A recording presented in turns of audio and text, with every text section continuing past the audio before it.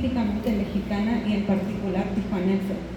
El arte de instalación, el medio principal del R, tiene como uno de sus aspectos características la abstracción. Lo arquitectónico, entre comillas, por ejemplo, a lo que se refiere en instalaciones que miman la arquitectura, es un ejemplo claro de cómo el arte de instalación puede ser en ciertos casos una abstracción de la arquitectura, como en muchas de las piezas de Marcos. Pero hay cierto nivel de espiritualidad, de significado y riqueza cultural que esto no puede captar. Y para mí las piezas del R no son solo arquitectónicos, sino registros de su memoria de vivir y crecer en la colonia Libertad. Es de cierta manera utilizar su experiencia real de trabajar como migrante del otro lado, haciendo construcción y a la misma vez autoconstruyéndose los próximos capítulos de su vida e identidad, mientras desconstruía sobresimplificaciones de Tijuana o de la frontera. Nos enseñan estas piezas, aparte de otras cosas, que todos somos responsables de construir esta asimetría que existe, la cual hace que un solo lado se sienta que está viviendo en una frontera y que los intereses de la clase dominante en ambos lados sigan con su status quo. Entonces, estas son las consideraciones que para mí eran como en general aplicables a todas las piezas en esta expo, pero también en general a la práctica del R. Lo que sí se puede decir de la práctica del R y de esta expo es que son muy unidos todos los trabajos del R. Tiene como un cuerpo de trabajo bien apretadamente relacionado. O sea, todas las piezas siempre caen en una práctica que no inventa desde la nada como algo completamente nuevo, no relacionado con lo que ha hecho en el pasado, ¿no? Tiene como una trayectoria muy clara, con una intención muy clara, una línea en que él se queda. Entonces quiero hablar un poco de las piezas específicas con las imágenes que tenemos aquí. La primera pieza con que voy a empezar, voy a darle como un recorrido a la galería, como dando las piezas en orden de cómo se ven en la galería, y les voy a hacer una pregunta al R de cada una de las piezas. Yo no voy a hablar mucho de esas piezas, pero primero vamos a empezar con Mirage, como es la pieza la pieza que lleva el mismo título de la expo. Por eso, siguiendo esa lógica, yo pensé que era buena idea empezar con Mirage. Y pues esta pieza, como pueden ver, son rejas como de la frontera enfrente de un paisaje con las palabras, las letras que deletrean la palabra Mirage, de letras de espejo, ¿no? Que se tiene que mover tanto como para ver su reflexión de diferentes formas en las palabras, en las letras. Y esta fue la última pieza que empezó a producir el R para esta expo. Entonces, quiero que hables un poco sobre la idea y cómo te inspiraste por hacer esta pieza que lleva el mismo título de la expo. Bueno, primero que nada, muchas gracias y por estar aquí ustedes, y muchas gracias aquí a mis dos cómplices. Como bien dijeron, hay que saber asociarse, hay que saber conseguir ayudadores, gente que lo apoye. Y si ustedes tienen dos, como las que yo tengo, van a empezar a decir cosas muy bonitas de ustedes que a lo mejor no se merece uno. Creo que hay, hasta me siento hasta agobiado porque yo no sabía que tuviera todas esas virtudes que enumeran, ¿no? Mucho de trabajo, me gustó mucho el concepto sentipensante. Me gusta claro el trabajo de las ideas, pero muchas empiezan sentidas con el estómago y no necesariamente con el corazón, pero con esa área de por ahí, que hay alguna problemática, algo que te causa algún escozor y empiezas a reaccionar a eso, y luego procesas con el ordenador de la cabeza, que tiene una serie de experiencias acumuladas en tu vida, que la mía ya es bastante larguita, de 62 años, y luego produces una pieza, ¿no?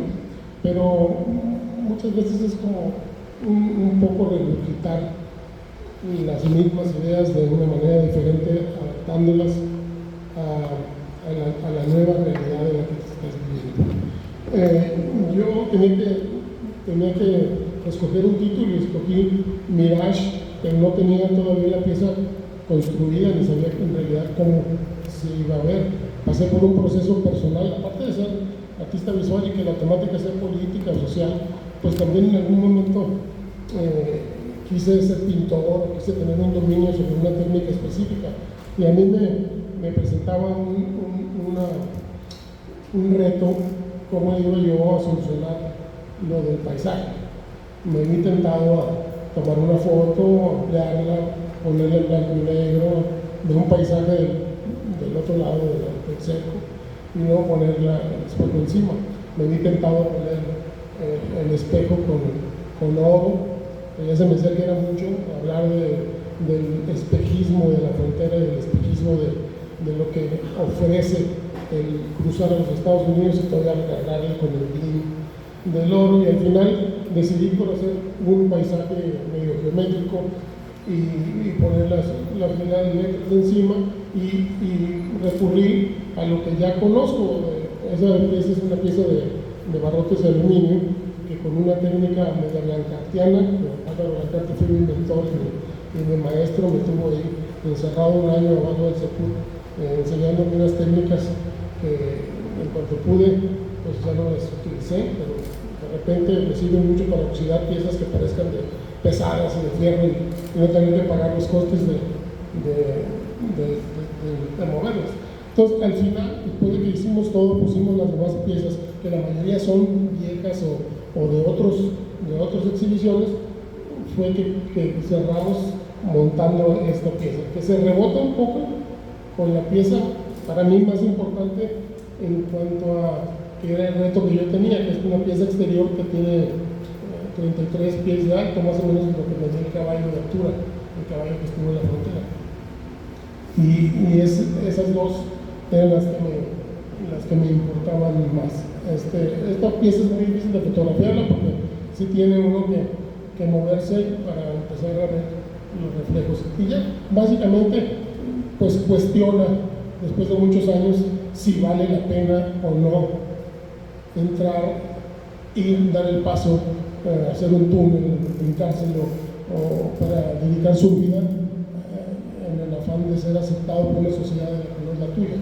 Y lo digo a partir de ser una persona que ha vivido toda la vida en esa dinámica.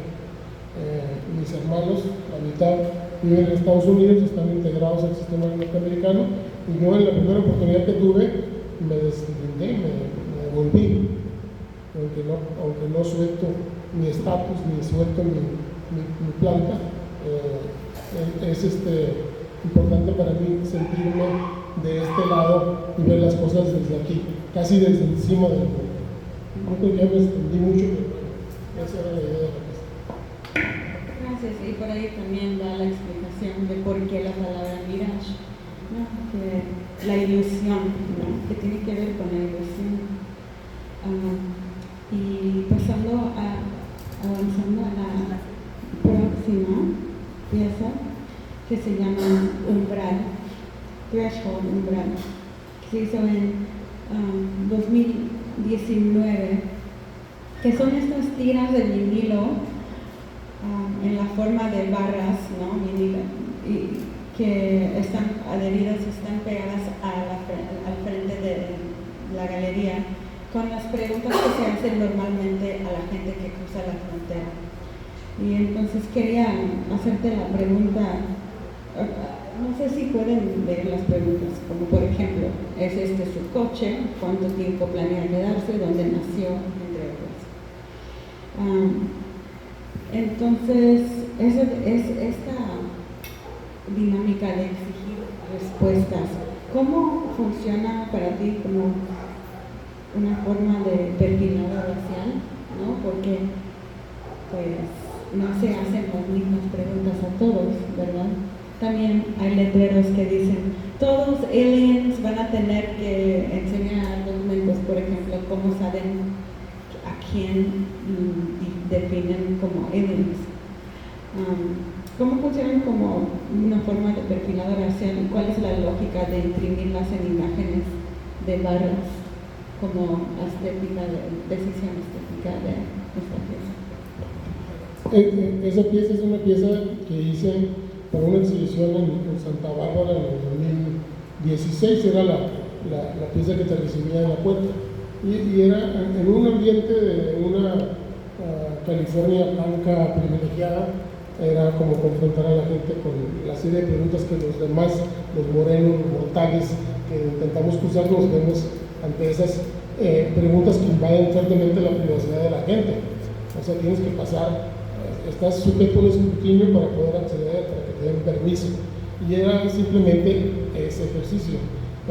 Después, algunas de las piezas que están aquí estuvieron del 2019 al 2022 en una exhibición en el Museo de Arte Contemporáneo de Massachusetts, más Moca. Y ahí también la pieza te recibía antes de entrar, pero había una variante que en la entrada te ofrecía, ya estando dentro, dos opciones: entrar por un pasillo muy reducido o por un espacio más amplio, y tenía unos letreros que decían them en us, entonces en verde y en azul. Entonces tú tenías que escoger, y los gringos resultaban igual de cómodos. Nosotros siempre entraban por el lugar más cómodo y les valía que les correspondiera a ellos el us y ir por el espacio más pequeño. Era como un ejercicio que a lo mejor nadie se percataba que pasaba, pero no seguían las reglas tampoco ellos. Un poquito como cuando va uno viajando en el aeropuerto y te reciben, y aquí van los que tienen pasaporte y acá van los que son ciudadanos. Entonces es este rollo como de borregos, de ir, a ver, tienes que pasar por aquí y llegar, y así es como entras al espacio. Era importante, y aquí quiero hacer una aclaración no muy larga, pero creo que es importante, una pregunta que todavía no nos hacemos, que es por qué se pone esta pieza en San Isidro, o sea, por qué hacemos una exhibición en San Isidro. Y entonces ahí cobra sentido, porque a unas cuadras de aquí, de este espacio de front, es donde se hacen ese tipo de preguntas. Y para mí era importante aceptar participar en un espacio como de front Arte y Cultura, porque es un espacio donde suceden las cosas de las que yo hablo.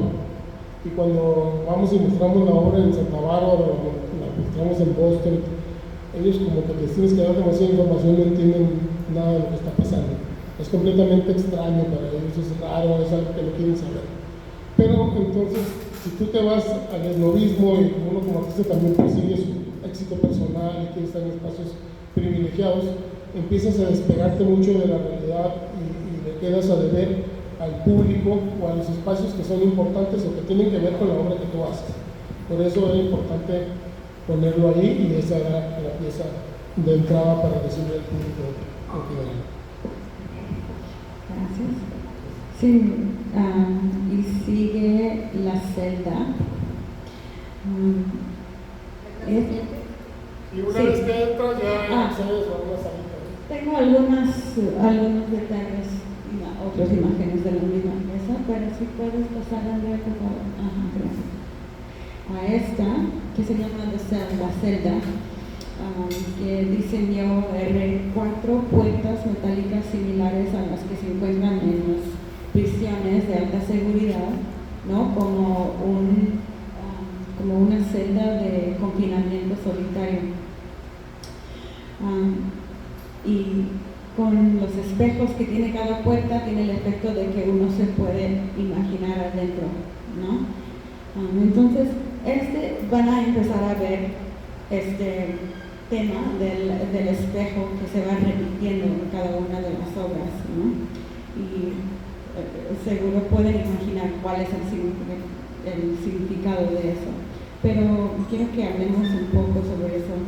Habla de la relación entre confinamiento solitario y la detención de migrantes, o cómo opera esta obra para convertir los materiales de disciplina y control del Estado en símbolos para generar empatía de los espectadores. Bueno, la pieza es importante también entender cuándo se hizo. Se hizo para la exhibición del 2019, le hice en el 2018, y es en un momento en el que el presidente Donald Trump tenía como ya muy fuerte el puño, y estaba tratando muy mal a los migrantes y estaba de alguna manera abusando de los derechos humanos de muchas familias.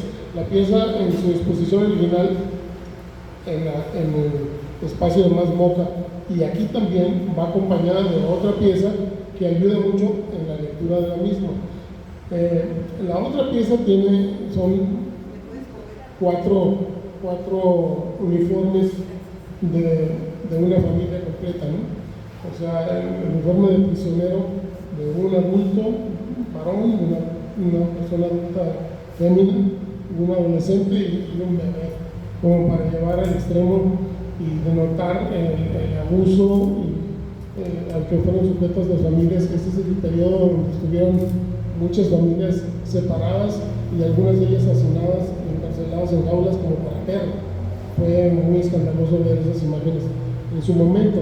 Y aunque la celda, esta otra pieza que tiene estas 4 puertas similares y estas 4 ventanas con un vinilo detrás, cuando tú te paras frente a ella, a cierta distancia pareciera que en el reflejo que la persona que está dentro de la celda eres tú. Entonces, al mismo tiempo estás afuera viendo a alguien que eres tú dentro del mismo. Y tiene que ver mucho también con el hecho de que cuando ya cruzas a Estados Unidos, y si todavía no tienes un estatus legal o migratorio sólido, digamos que tienes un pasaporte, una visa normal de turista o una visa de residente, estás sujeto a 3 strikes, a 3 ofensas específicas a las que puedes, que tienes como de chance para convivir en la sociedad norteamericana, y si no, patitas para afuera, ¿no? Te levantan, te sacan, y si es muy grave el crimen, pues te meten y estás dentro de un aparato de prisiones bastante rígido, que a veces me parece como que no es igual para unos sectores de la población que para otros.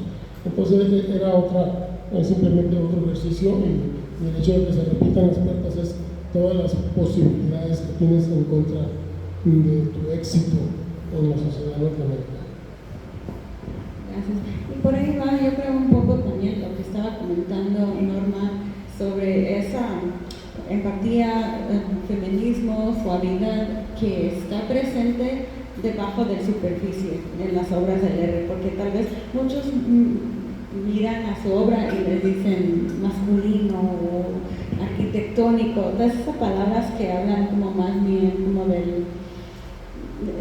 va un poco ahí por la misma onda del muralismo mexicano y chicano también, pero yo creo que estas 2 piezas que trabajan juntas hablan mucho a esa sensibilidad que estaba comentando Norma. Podemos pasar a la próxima, por favor.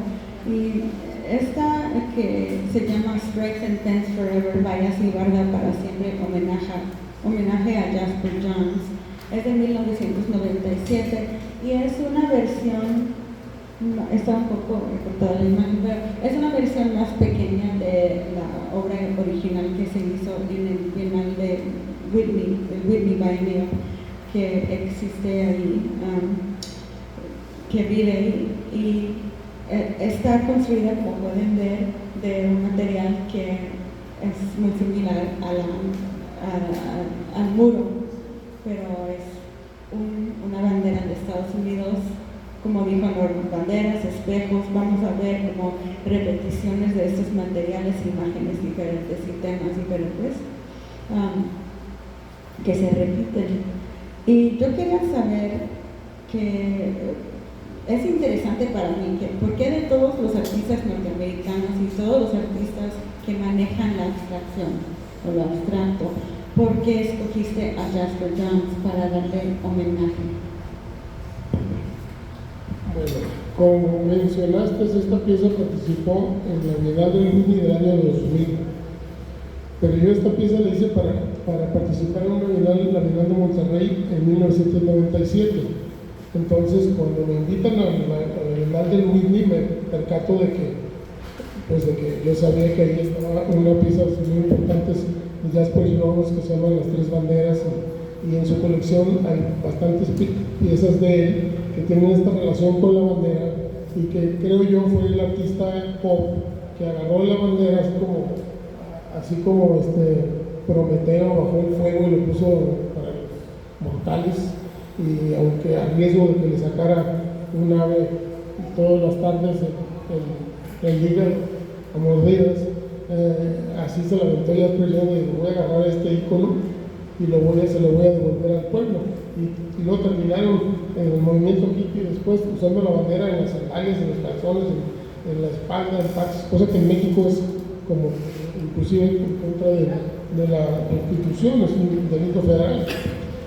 De hecho, la pieza original es mucho más grande, era un cuadro de 3 por 3 metros, y la pieza estaba en diagonal, tenía como 4 metros y algo por 2,5 metros de alto, y dividía ese cuadro en el piso. Entonces, en la parte del frente, como se está viendo así, tenía 2 paredes pequeñas de ladrillo, 3 hileras de ladrillo y tierra. En la parte de atrás tenía bloc de cemento, una hilera y tierra. Con una hilera contiene la misma cantidad que con 3 hileras de ladrillo. Entonces lo representaba un poco que los ladrillos éramos nosotros, los mexicanos, viéndola de frente, y los bloques eran la sociedad norteamericana viéndola por detrás. Cuando tú ves esa bandera por la parte de atrás, ni siquiera relacionas, parece una cerca normal, no relacionas que sea la bandera. Necesitas estarla viendo de frente, y es cuando se vuelve ofensiva, es cuando se vuelve intrusiva. O sea, era un artefacto que artificialmente estaba dividiendo la tierra, que en algún momento fue nuestro, todo el cuadro, no nomás la mitad. Y entonces esa era la idea de poner la pieza ahí. Esta es una maqueta reducida que tiene el mismo proceso. Después de empezar a hacer, al principio de mi trabajo empecé a hacer instalaciones grandes, y me he dado cuenta que cada vez me faltaba más dinero me faltaba, y menos tenía, y era muy caro hacer las piezas, es muy caro lograr que te contraten o que te den la oportunidad de hacer la pieza y te den un presupuesto cuando es de buen tamaño. Entonces me empecé a crear una estrategia de hacer maquetas para venderlas, para que haya alguien que quiera tener un recuerdo simbólico de las piezas, las adquiera y poder funcionar dentro del mercado del arte, que es una realidad. O sea, existe ese mercado, y por más purista que quieras ser, creo que tienes que aprender a navegar con las herramientas que hay, con las posibilidades que hay. Entonces, esa pieza es eso, es una réplica de la original, que ahorita forma parte de la colección permanente del Museo de Arte Moderno de San Francisco. Afortunadamente se lo quedaron, pero para eso hubieron que pasar 24 años de almacenarla en unas cajas y tenerla ahí amontonada. Pero esa es más o menos la historia de esa pieza con la Bienal del Mundo. Gracias. Y la segunda pieza es de la serie de iCharts, que ha sido una serie que es a continuación, y LR sigue produciendo en cuanto le llega como una idea para un iChart, y entonces se ha hecho como una serie icónica, ¿no?, de tablas optométricas del R. Estas dos son diseñadas para entrar en diálogo de lado a lado sobre la narración, el entendimiento, las condiciones de permanecer en inglés y español. A medida de que el texto se reduce, así también el privilegio de acceso a poder leer el mensaje. Y para mí es interesante saber si puedes hablar un poco del proceso y idea de desarrollar la serie de iCharts, y cómo escoges las votaciones o de quiénes vas a citar. Bueno, los primeros dos iCharts que hice, jugar con la gráfica de Schnelling, fueron en el año 2000, por ahí. y fue para una exhibición en San Francisco, y esas primeras dos estaban acompañadas con una fotografía solamente de los ojos de un par de adolescentes. Una tenía una frase del Dr. Martin Luther King sobre el amor cristiano, o la manera de cómo se entiende el amor cristiano, y la otra tenía los ojos de una chica que se miraba como del Medio Oriente, y tenía una frase en persa, en farsi, sobre lo más parecido que pude encontrar al texto del Dr. Martin Luther King por medio de un imán, o como se llama el sacerdote que habla farsi con un musulmán, ¿no?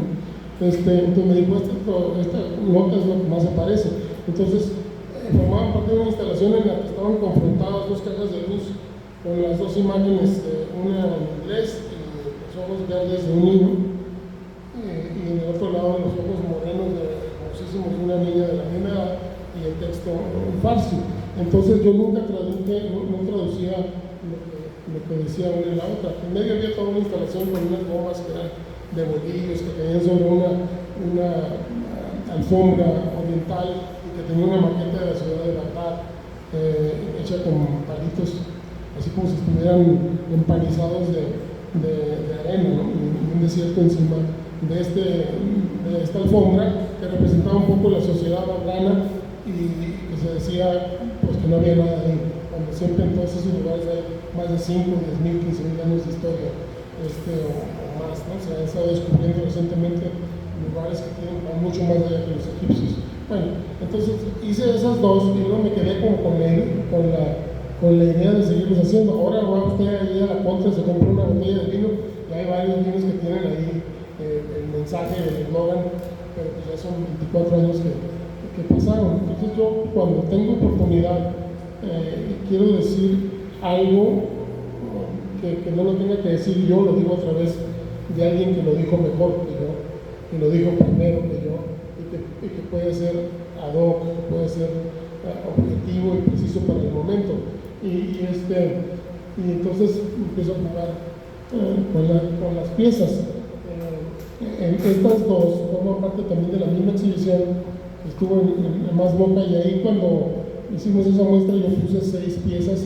Era un mexicoamericano, un mexicano, un norteamericano, un indio americano, un afroamericano, para que estuvieran representadas todos los grupos y su opinión del país o del lugar donde estaban. Aquí esta pues, es de un senador norteamericano que dice: "We are Americans when we were at war, and when we return we are Mexicans", que habla muy claramente de que cuando vas a prestar un servicio y cuando les vas a servir para algo, como cuando vas a trabajar en los campos o ayudas a limpiar la ciudad, pues, eres bienvenido. Pero cuando ya dejaste de trabajar y puedes convertirte en una carga, si eres soldado porque estás herido, o si ocupas medicamentos, asistencia médica o social, porque entras en alguna desgracia como ciudadano normal, ya no eres también norteamericano, ¿no? Y la otra, porque hay que ser como justos, parejos, es la frase de un novelista e intelectual mexicano, Fernando del Paso, que dice: "En un país donde puede pasar todo, no pasa nada", y obviamente se está refiriendo a México.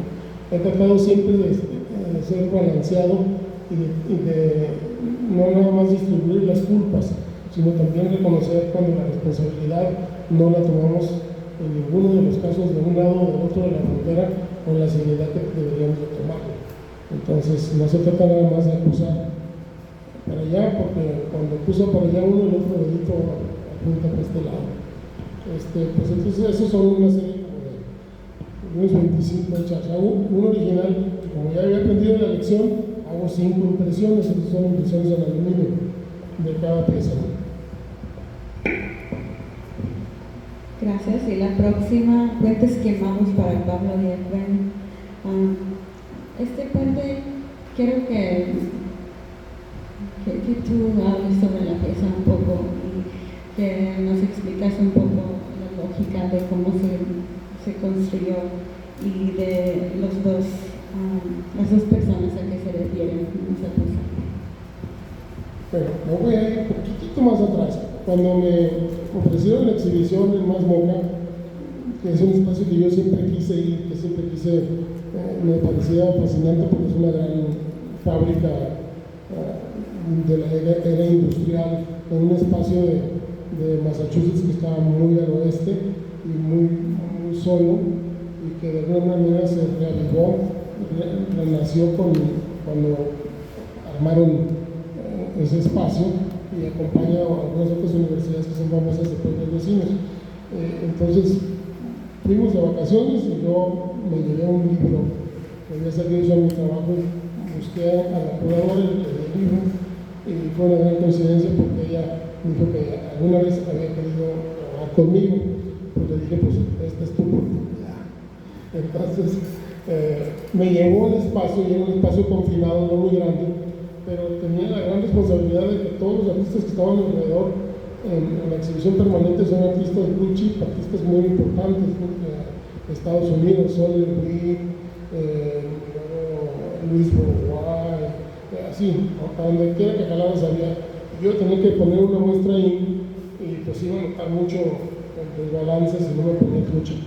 Entonces había un pasillo en la parte de afuera que no me correspondía a mí, y yo reclamé ese espacio, y para eso planeé pedirle una pieza de mi autoría al Museo de Arte Contemporáneo de San Diego y hacer este puente, pero para eso había que quitar un Robert Rauschenberg. Entonces le dije, no te agüitas, movemos el Robert Rauschenberg y te voy a hacer una pieza especial, grandito, no va a estar igual, pero a ver cómo nos va. Entonces es un espacio alargado que servía como pasillo entre una sala y otra, y entonces vi esta pieza que es un par de puentes, dos mitades de puente o dos puentes que se unen en un centro, ¿no? Pero tienen características diferentes. El puente que está más cerca de nosotros es un puente de madera de segunda, que mi amigo, creo que fue mi amigo Zacarías aquí presente, que me dijo, hay una maderería aquí por Alemán, no sé qué cañón, tiene buena madera, así, de esas así que se mira vieja y con pátina. Y fui y escogí algunas tablas y todo, y entonces armó este puente bastante enclenque, pero que se sostiene y que tiene piso. Y del otro lado, la otra sección que representaría más del lado americano es un puente estructuralmente sólido, muy firme, con madera nueva, y que tiene placas de metal, y que parece como que está calculado por un ingeniero, que tiene todo para hacer un magnífico puente, pero no tiene piso. Y por lo tanto, como no tiene piso, no tiene vocación de puente, no quiere ser puente, está forzado ahí, nomás aparenta, porque es la convención, porque es el lugar que le tocó estar enseguida del otro, que bien se cae, pero que está ahí para cumplir una función, pasen los que pasen, lleguen los que lleguen, ahí está hasta que se caiga. Bueno, aquí hay una parte sensible del título que vino después, por un desenlace familiar bastante trágico, y que tiene que ver más bien con el hecho de que las familias divididas son como muy comunes en esta zona del país. Teníamos antes el Parque de la Amistad, que era un lugar donde la gente se reunía, se tocaba, o se daba un beso, se casaban o comían, familias que no se podían reunir de una manera normal, porque unos no cruzan para allá, los otros no cruzan para acá. Una especie de purgatorio, ¿no? Donde se podían unir las almas. Nosotros en nuestra familia yo tengo un par de cuñados que uno no pasaba para Estados Unidos y el otro no pasaba para México. Y ellos estuvieron separados varios años, los dos hermanos solo se miraban por medios tecnológicos. Desafortunadamente uno de los dos falleció y no se volvieron a ver en vida. Y cuando incineramos o cremamos los restos de mi cuñado, fue la única manera como el otro tuvo contacto con él en el momento que se cruzaron los restos para depositarlos en la bahía de San Diego. Entonces, por eso la pieza se llama Puentes Quemados, en general, entre los dos países, pero también puentes quemados en lo particular, en lo familiar, y es para Carlos y Efraín.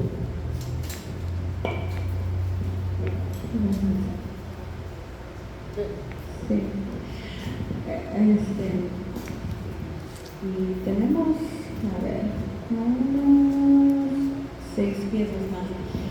Pero yo quería proponer algo. Yo creo que a este punto sería un punto para parar y invitar un poco de participación de la audiencia, ¿no? Porque si les damos muchísima información, después se van a olvidar de sus preguntas. Quiero saber si hay algún comentario o pregunta que alguien tiene hasta este punto. Hemos estado hablando mucho nosotros. ¿Hay alguna pregunta sobre alguna de las piezas que acaban de ver o le seguimos nosotros aquí? ¿Preguntas? ¿Comentarios? Manifiéstense. Pues vayan preparándose. Seguimos hablando y después que vayan escribiendo, tomando notas si hay algo que quieren preguntar. Y ahí hay refresquitos también que se están pasando. Hay una ahí atrás. Sí, adelante. ¿Cómo? Sí. Sí. El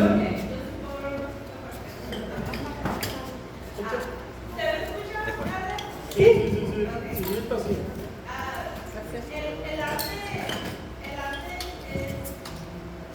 es para los que ¿cómo ha podido usted lograr estar en esos lugares? Porque como estudiante o personas que estamos haciendo arte, a veces somos bien rechazados. Y esos están interesantes totalmente en cosas en las personas que te hacen como a este fracaso. Entonces, mira, escucha ¿por qué en galería no pusieron la pieza que es muy famosa, que está en muchas partes del mundo, que tienen frases de poemas de otros autores, de autores famosos, que dicen aquí en su momento está este país, aquí en su momento está en este lugar? Yo creo que esa pieza, yo creo que hubiera sido muy raro, porque no puede incluir a ella. Pero es donde la pregunta está porque yo soy la curadora y de la selección de las piezas. Creo que no pueden meter todo, ¿no? Sí, ya ve que tantas piezas apenas vamos como por la mitad. Y sí, era una decisión estética, obviamente que no queríamos pues llenar el espacio tanto que se saturara, tanto que no le daba aire a todas las piezas para poder considerarlas cada una. Y para las piezas del R, como están hechas, se necesita espacio para considerarlas, ¿no? Porque se necesita verlas de todos, como son multidimensionales, tanto pues, conceptualmente que físicamente. Entonces se necesita aire para considerar cada una. Y no queríamos saturar el espacio. Yo creo que esta fue una buena selección de versiones diferentes de algunas piezas que se habían enseñado en diferentes ocasiones, diferentes contextos, pero que eran relacionados con esa temática de Mirage, ¿no? De la ilusión como mito y sueño. Aunque se puede argumentar que eso es algo presente en todas las piezas de Marcos, no necesariamente se conversan de la misma manera que esta constelación de piezas conversa. Entonces, pues es la mejor respuesta que puedo dar para la lógica de selección de las piezas. Pero sí, o sea, sí. Vamos a, sí señor, ok, vamos a ir adelantando, vamos a seguir, pero gracias por tu pregunta y invitamos participación, de eso se trata, de un diálogo. A ver, vamos a seguir con el video, y siempre se logró arreglar el audio o no del video, vamos a enseñar tal vez, ¿qué tantos? A ver, son 9 minutos. Podemos enseñar un clip del video. ¿De qué minuto a qué algo? Bueno, vamos a empezar. Mejor lo narro, se va a comer todo lo que nos queda para poder narrar. Sí, narrar poner al final cuando ya se paren todos, ponemos ese video. Yo creo que sí, es buena idea. Dura 8 minutos.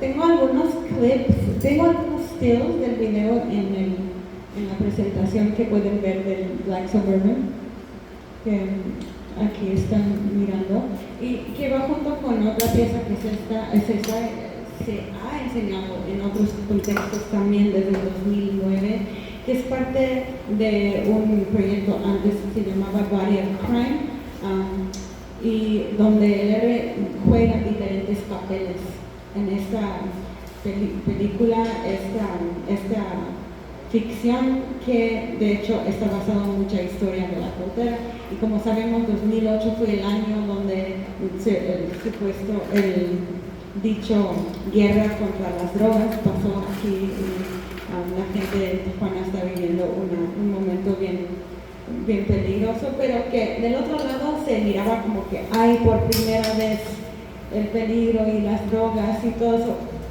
Fue también el momento en que los estereotipos empezaron a crecer exponencialmente en el otro lado y ver la frontera como un lugar de miedo, ¿no?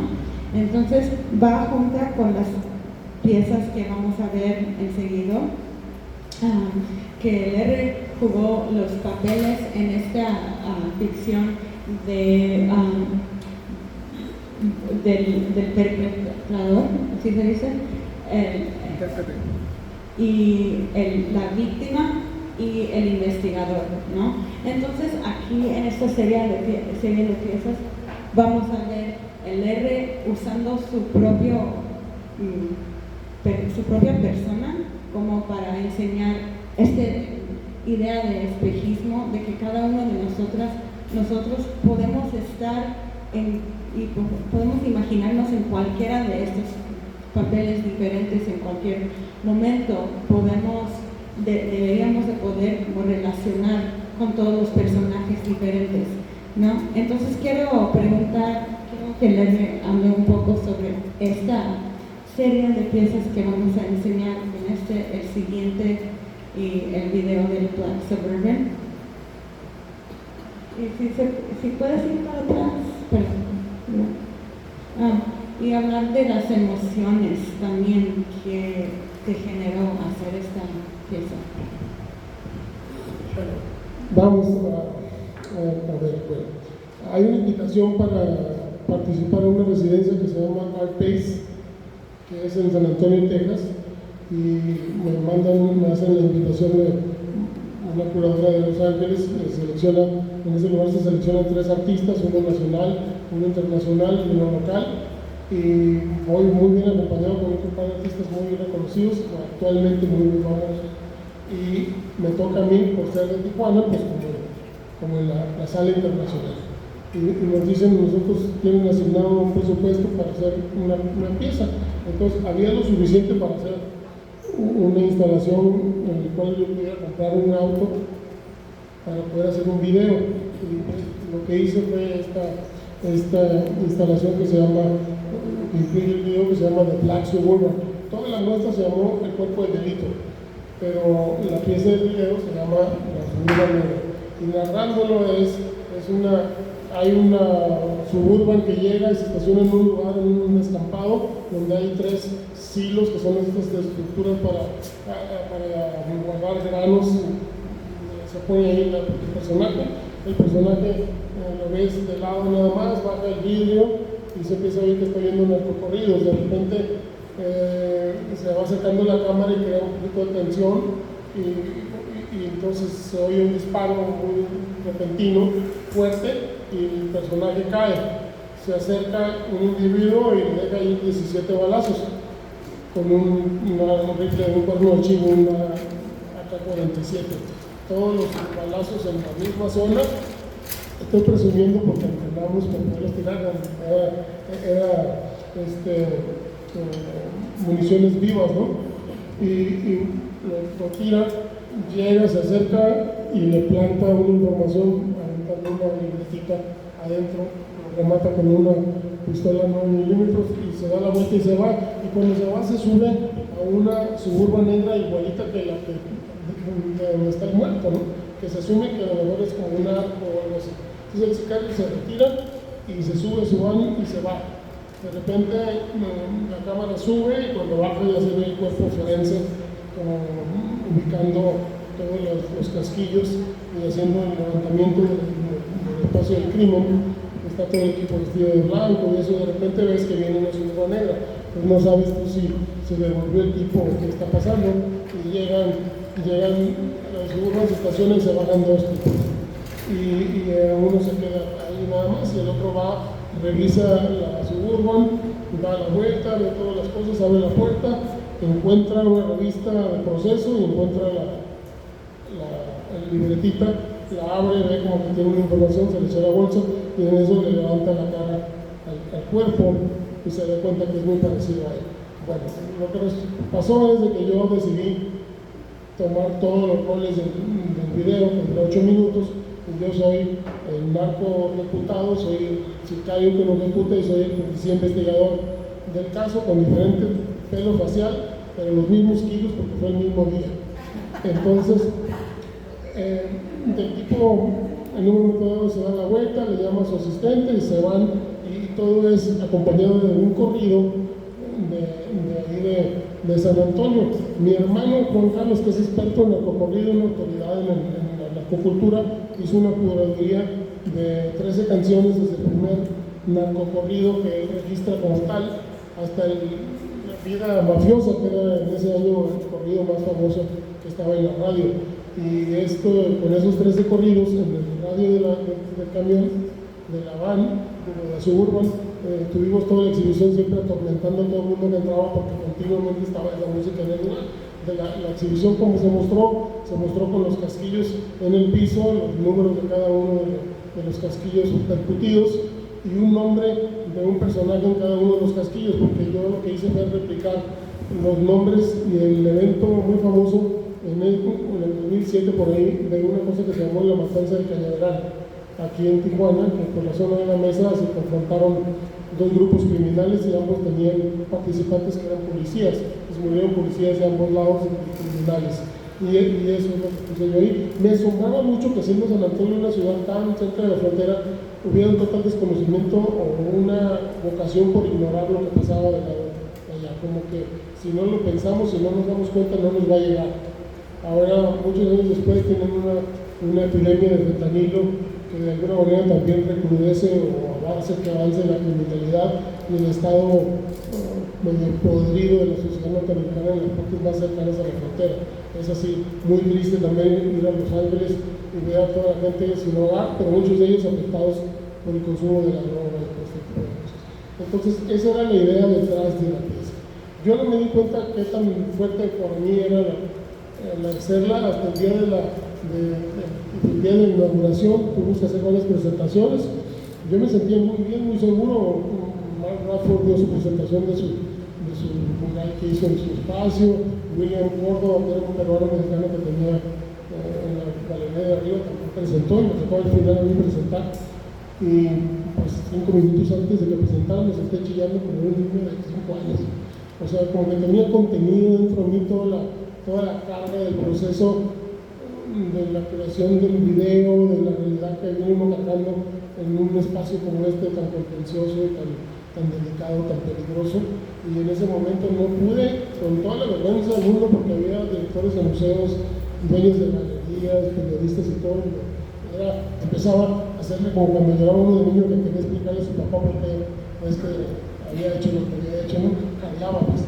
Entonces, eso lo digo porque mencionaste tú que hablaba de la emoción, pero yo creo que a modo de protección había intentado olvidarlo. Hasta ahorita me acuerdo que eso me sucedió en particular con ese proyecto, que desgraciadamente es del 2008, pero sigue tan actual como si fuera de este año. Y yo creo que para agilizar, si quieres que pasemos las otras imágenes, sigo hablando en relación con ellos. Podemos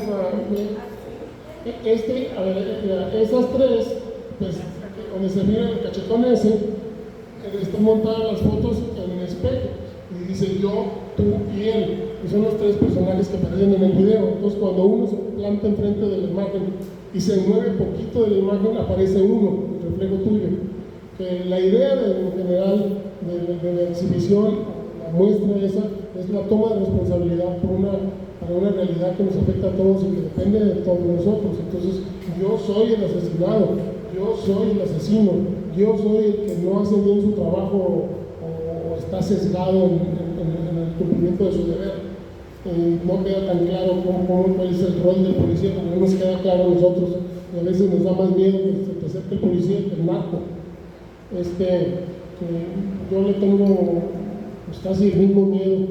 Tengo amigos policías y amigos que fueron mañositos, y pues les tengo igual de miedo y de respeto a los dos. Entonces eso es una condición bastante negativa. No están bien identificados los roles, pero ese era el ejercicio. El ejercicio es tomar responsabilidad de la sociedad en la que vivimos. Entonces esas tres piezas tienen que ver directamente con eso. Y no sé si está ahí una imagen de las armas.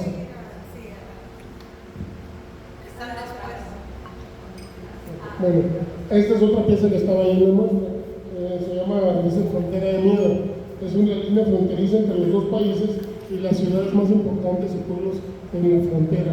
Están representados o significados como si fueran objetivos de tiro, targets, ¿no? Entonces, esas son las armas que compramos la camioneta y la pintamos de negro y compramos esas armas a un precio bastante accesible y con una facilidad tremenda. Y son las que utilizamos para hacer el video. Entonces yo procedí a buscar unas tablas así de madera muy nice, en la forma en cómo se hacen los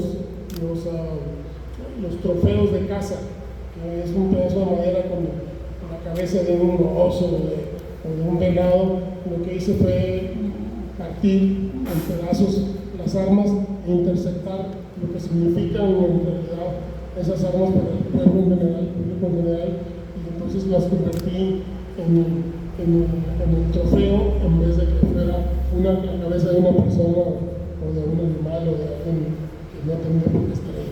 Entonces, esa es el cuerno de chivo, la pistola de 9 milímetros y una escopeta 12, Frontera de Miedo.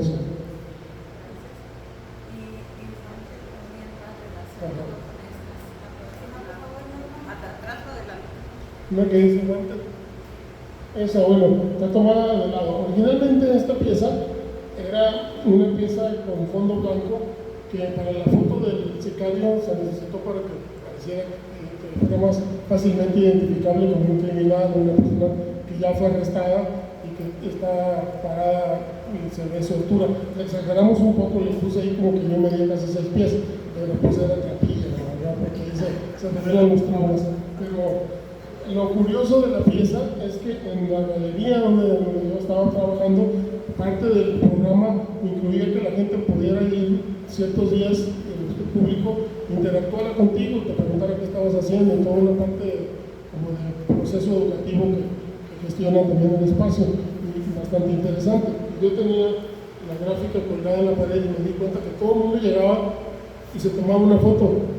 O sea, le pedía a su amigo tomar una foto y se ponía ahí porque hay como esta fascinación con el crimen. La sociedad americana, el salvaje oeste, que Al Capone, que Chicago, está basada en este rollo súper violento que es reflejado y vendido por las películas y repetido hasta el hartazgo, ¿no?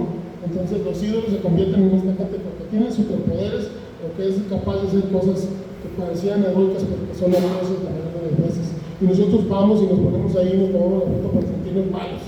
Nos sentimos cabrones, somos los más chingones. Entonces, yo lo que hice fue convertir la pieza en un espejo, así tú te tomas la foto solo o tú te paras contigo mismo en soliloquio y te ves qué tan chaparro, qué tan alto, qué tan gordo, qué tan feo, qué tan malo eres. Esa es la idea de la pieza y de verte en ese reflejo, en ese contexto de tamaño de categorización que tiene.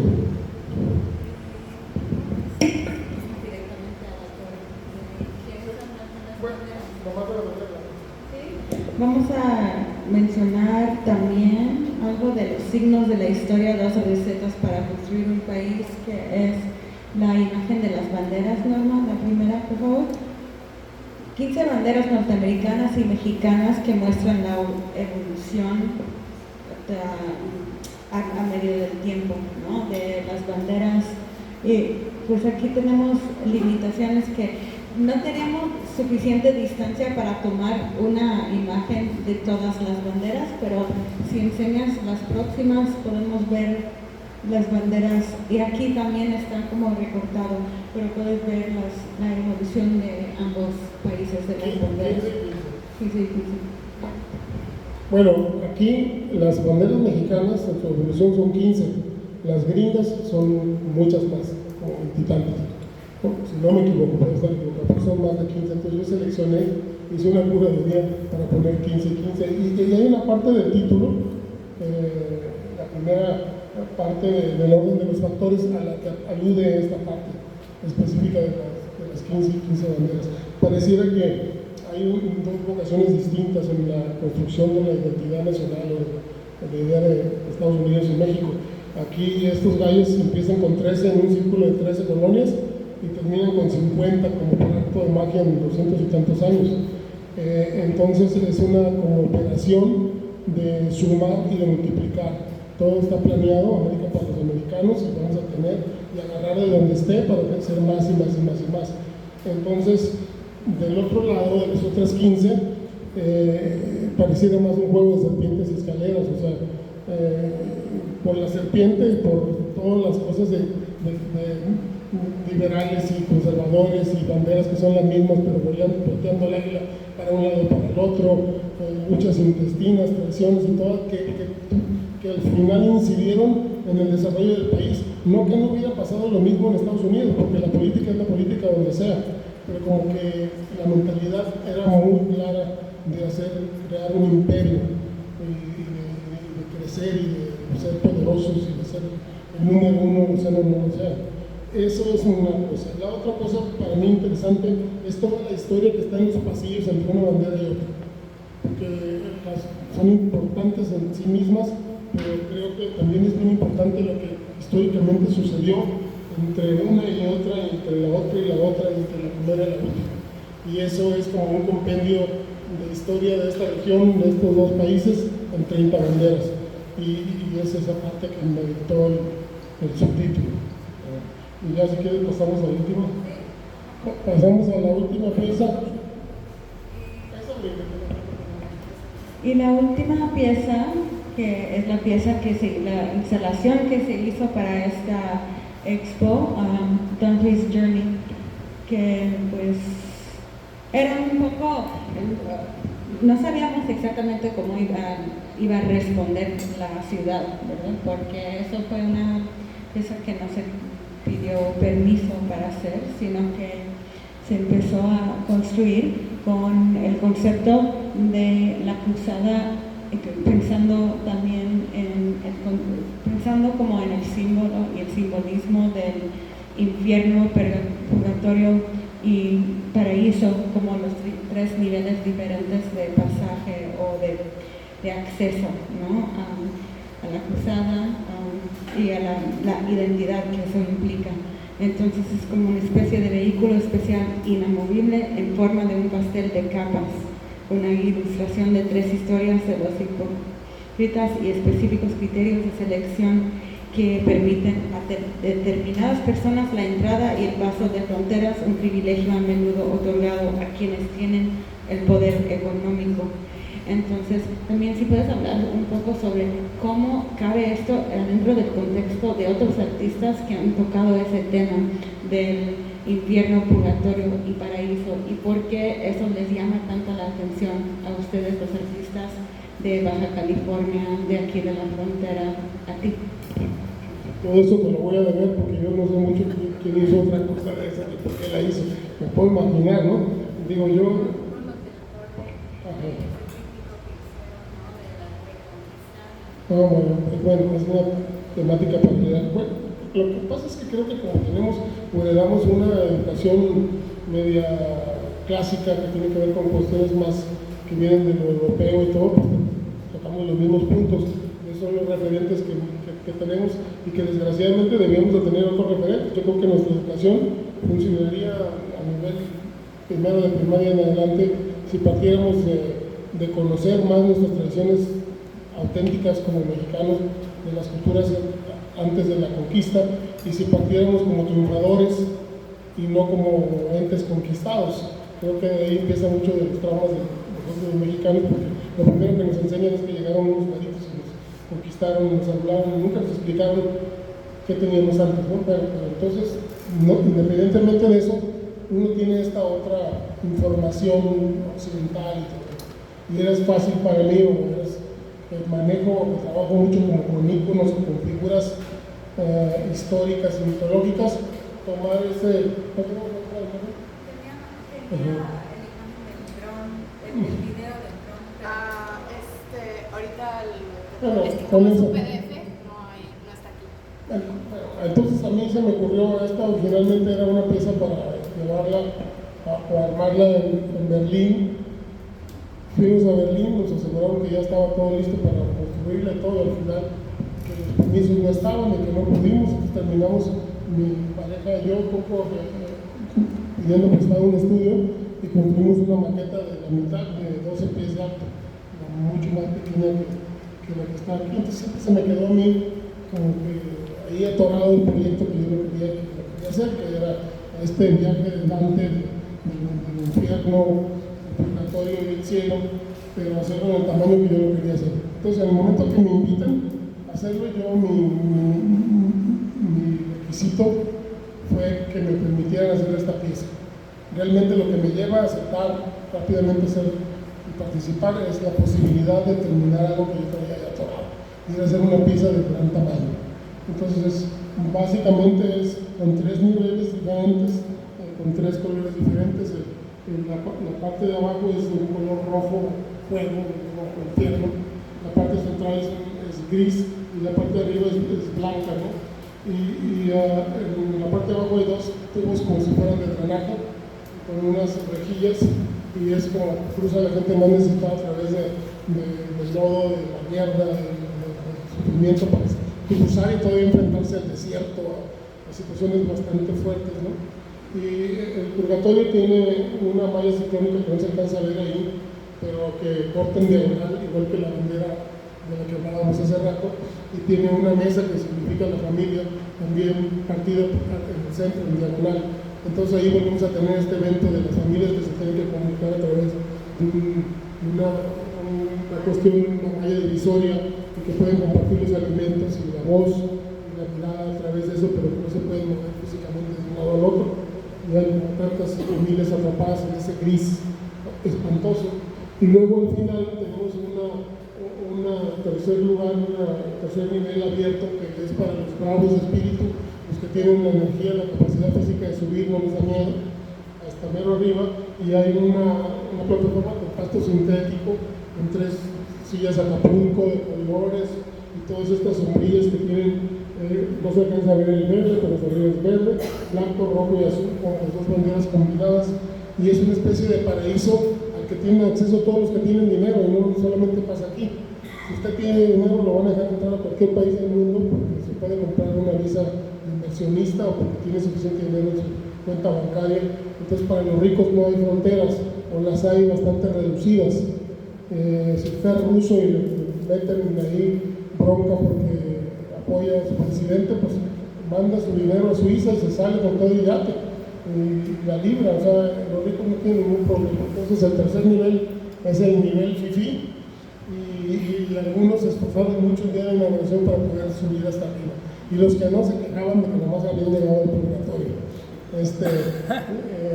Entonces fue un experimento raro, o sea, porque yo ya estaba bastante asustado ese día de que se me fuera a caer alguien. Firmaron un papel de que deslindaban la responsabilidad de la galería si ocurría algún percance, ¿no? Pero de todos modos, pues eso no te protege de que te caigas, y ya estaba asustado. Pero mucha gente quiso subir hasta arriba, y pues ahí me también con el Jesús en la mano. Pero bueno, pues, no sé si tú quieres cerrar, pero más o menos estas son las cosas que todavía pueden ver por un mes más. Cierra el día 8. Y si andan por allá en Estados Unidos de compras, y van por su hamburguesita o algo, váyanse ahí a San Luis Boulevard. Eso, el 7 de septiembre cierra, así que todavía hay un ratito para poder ir a ver de primera mano la obra. Muchas gracias, R, por la explicación de todas sus cosas.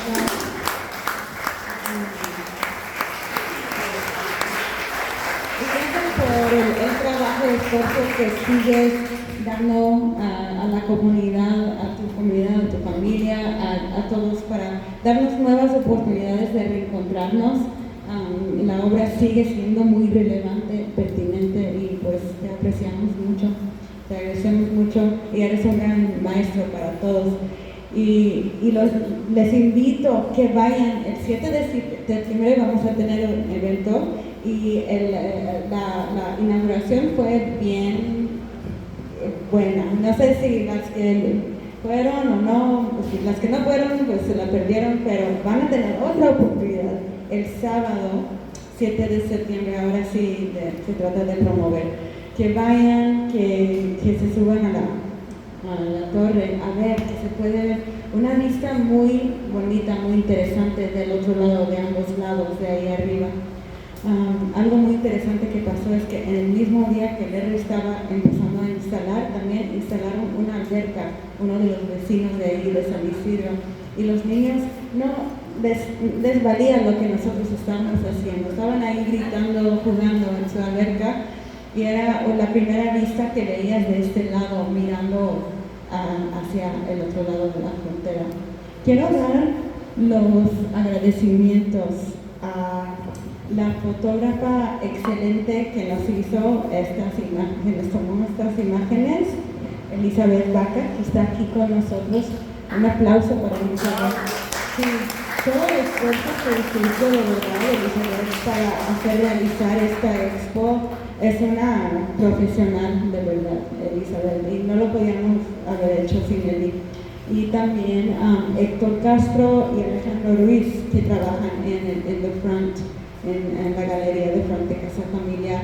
Agradecemos mucho a todos los que ayudaron. También Francisco Morales, el director del espacio, que sin él y todo su esfuerzo no hubiera sido posible todo lo que fue posible, y pues fue un esfuerzo en equipo, en comunidad transfronterizo, que estamos muy suertudos todos de tenernos, pues. Y gracias por todos ustedes por estar aquí a pesar del calor, los apreciamos mucho también. Quiero saber ahora si tienen algunas preguntas. Muchas gracias a Norma también. Andrea y los de aquí del espacio de mutualismo, de organizarnos todo esto, de ayudarnos a arreglar todos los problemas de la tecnología y todo, y que al fin pues terminamos más o menos exitoso. Yo creo que fue bien la presentación y aquí solitos, pero se quedaron y sí.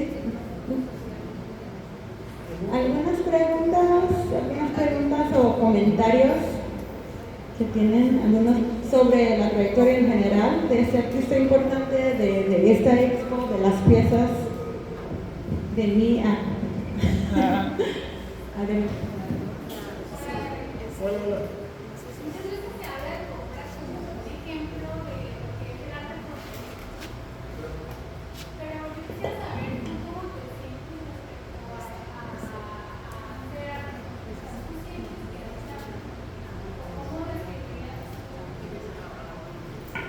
La pregunta era que si se considera un artista fronterizo, el R. ¿Y cómo se siente con esa categoría? ¿Y cómo se siente con esa clasificación? Bueno, el nombre siempre te lo da uno. A mí mi papá me puso Marcos como él, pues puro sacudírtelo está difícil. Si agarras, si vas y pones un juicio, pues a lo mejor te lo puedes cambiar, pero no creo que ya va muy ligado a tu identidad, ¿no? Creo que la frontera es el lente a través de lo que yo percibo el mundo, de muchas maneras. Entonces, en ese sentido, mi obra es fronteriza, pero no nada más de la frontera, no nada más de esta frontera, no nada más de Tijuana, Santiago, México, Estados Unidos, Guatemala, Chiapas, muchos diferentes lugares y maneras. Hay dos formas de ser fronterizo aquí o de ser alto fronterizo. Una es que hagas obra sobre la frontera, aunque no seas de aquí, que vengas de otro estado y llegas aquí y haces obra sobre la frontera, vas a ser artista fronterizo. O si haces obra aquí que no tiene que ver con la frontera, como estás en la frontera, sigues siendo un artista fronterizo, aunque no se meta en esa clasificación. Entonces perdemos demasiado tiempo queriéndonos quitar los apodos o las clasificaciones. Al final lo que tiene que hacer uno es, creo, o en mi caso, tratar de que lo que tú haces pueda ser entendido y leído en muchos lugares del mundo, que pueda entenderse de dónde vienes, pero que no sea totalmente indispensable. Para muchas de las obras el contexto es importante, pero para otras no. Hay muchos otros códigos que no se pueden entender. Entonces no me peleo con eso. Me halaga a veces que me inventan cosas de que el padrino de la frontera, digo, ay, cabrón, se tiene una connotación de gacha, ¿no? Es bonito, pero pues el padrino suena así como Marlon Brando de Godfather, y yo pues no quiero ser mafioso. Aquí la doctora quiere agregar algo mucho más elocuente. La doctora que no cura. No, yo por eso, más que arte fronterizo, yo creo que hay que hablar de las prácticas artísticas en contextos de frontera. Porque lo que hace el Marcos, y fue lo que intenté hacer en la presentación, es que es este espacio, en estas condiciones en donde se está creando arte que tiene que ver con otros temas, no solo de la frontera, pero este lugar de alguna manera enmarca estas prácticas, ¿no? Y entonces, porque muchas veces la categoría de arte fronterizo como cosifica, ¿no? Como que esas son las características. Cuando hablas de prácticas artísticas en la frontera estás hablando de procesos, y las prácticas cambian como la realidad tan dinámica de este lugar. Entonces, más que hablar, creo yo que más que hablar de arte fronterizo, que es una categoría muy estática, hay que ponernos a analizar esta y otras características de la especificidad, pero también estos procesos que dialogan con otras prácticas artísticas de este lugar que enmarca, condiciona al artista, ¿no? Y entonces ya no es esencialista, ¿no? De que a los artistas de aquí tienen que hacer esto, o si vienes a hacer arte a Tijuana, tienes que tener esto. Yo creo que es más importante empezar a poner atención en los procesos y los cambios y las adaptaciones. Y para mí creo que Marcos es un ejemplo de eso. Estamos diciendo, es un ciudadano del mundo que produce en este lugar, o desde este lugar, o desde esta experiencia. Por ejemplo, voy aquí a balconear a mi entrañable amigo Alejandro Zacarías. Si tú ves una pieza de Alejandro y la ves en una foto, pues tú vas a decir, pues eso no tiene que ver con la frontera, o sea, es una serie de ensamblajes de materiales posibles. Pero si tú lo ves de cerca, lo conoces o no, pero lo ves de cerca, te das cuenta que los materiales son materiales de aquí, que no, que las cosas que ensambló, las maquinarias de desecho, que en algunos otros lugares en Cuba serían preciosísimos esos resortes, esas palancas para rehabilitar un auto viejo, que aquí todo ese material él lo encuentra y lo detecta y lo incorpora por la especificidad de la pieza y cómo se va relacionando en su manera de armar y de crear. Pero yo cuando veo las obras veo que son unas obras que casi nada más se pudieron hacer aquí, en una zona muy cercana, por las cosas que tienen, no por los elementos que utilizan. Entonces es difícil escaparse, por más que quieras, de una realidad, de un contexto que te define. ¿Para qué te peleas con eso? ¿Ah? ¿Alguna otra pregunta o le pegamos a las cervezas? Sí.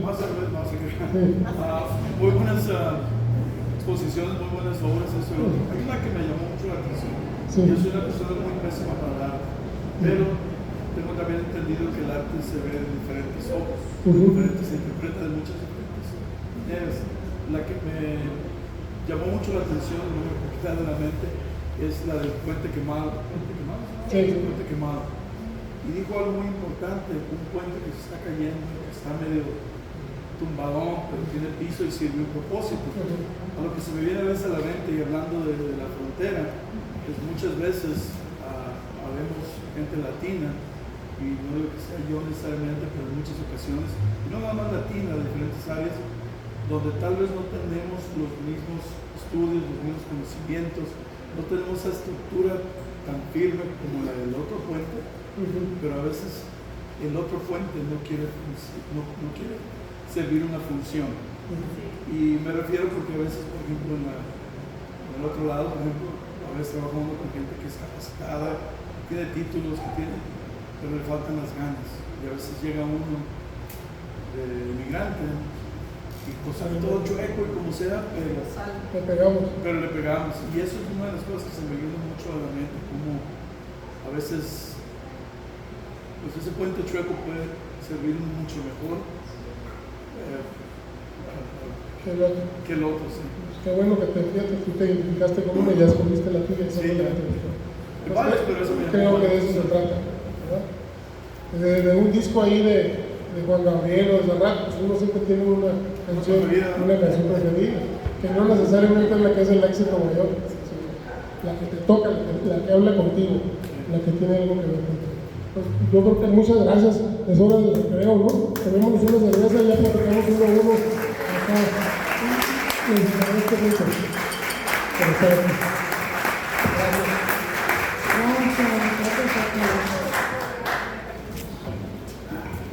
Aquí hay agua, sodas y más cervezas para brindar por la inscripción de Larry y la curaduría de Santa.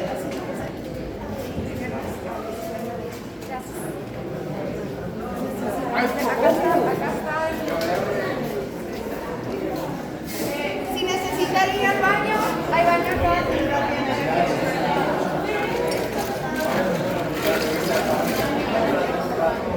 Aquí hay baños de este lado. If you need a red room, it's over there. And there.